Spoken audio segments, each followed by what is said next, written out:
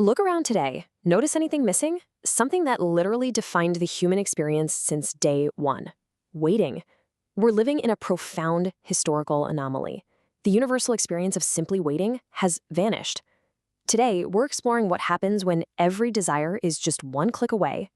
Think about it. For 99.9% of human history, waiting wasn't an annoyance. It was a survival mechanism. We waited for seasons to change, for letters by post, even for dial-up internet. Now, we're in the instant era.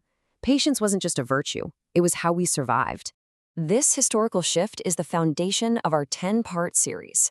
This explainer is Chapter 1. We're starting with history, and we'll follow how removing friction alters our biology, psychology, technology, consequences, and finally, solutions.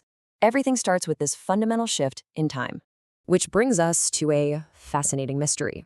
What did all that waiting actually do to the human mind? When you spend millennia evolving to wait, your brain adapts. It learns to anticipate. So, what happens when you drop a mind sculpted by delay into instant access? In our evolutionary past, effort led to reward. You hunted, you farmed. Today, that's compressed. A click leads to reward. Introducing immediate certainty into a brain built for scarcity completely hijacks our natural reward pathways. Immediate rewards just feel incredibly safe to our nervous system. Picture a busy market with two tea stalls. One hands you tea in a minute, the other takes 10. Even if both cups are identical, the faster one feels vastly superior. Why? Because your mind instinctively calculates less waiting equals less friction and less uncertainty. This is why the click isn't just tapping a screen. It's a tiny, powerful promise to your nervous system. If I want this, I can have it now. That promise trains your attention and rewires your brain to expect reality to answer you immediately. Instant access is so persuasive because it squashes three forces simultaneously. Delay disappears, keeping desire vivid. Effort drops, making action feel incredibly cheap. And uncertainty shrinks, letting your brain trust the outcome. When these vanish, a choice becomes deeply emotionally irresistible. Think of it as the vending machine loop. You press a button, and boom, instant reward. This loop is sticky because it closes the gap between wanting and getting. And when that gap repeatedly closes, we fundamentally train our desire to expect immediate payoffs.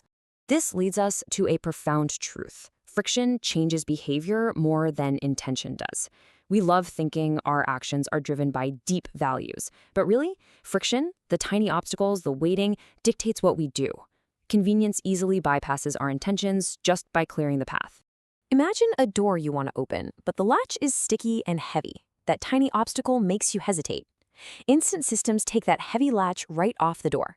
When natural resistance disappears, taking action becomes effortlessly easier than pausing to reflect. Picture your daily tasks as a massive stack of sticky notes. Our minds crave quick resolutions.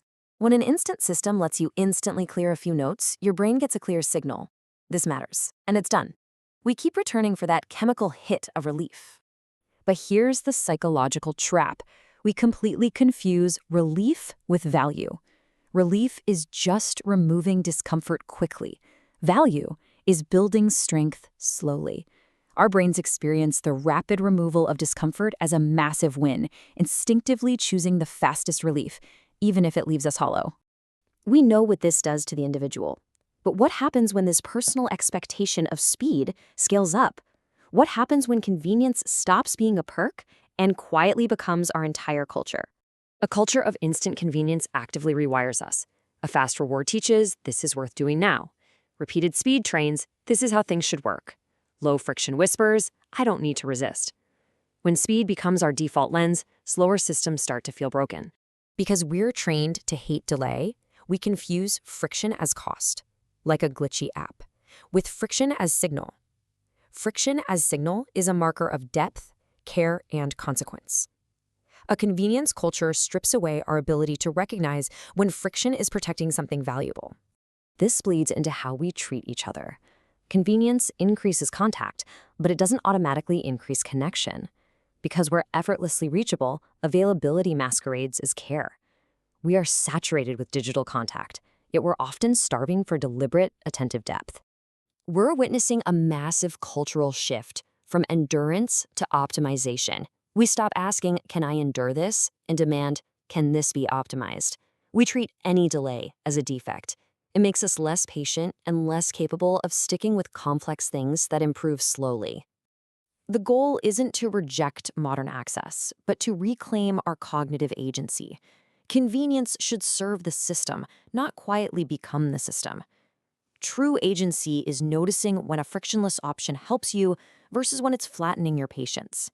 We must evaluate, not just blindly consume. Waiting built humans. Removing waiting is changing humans.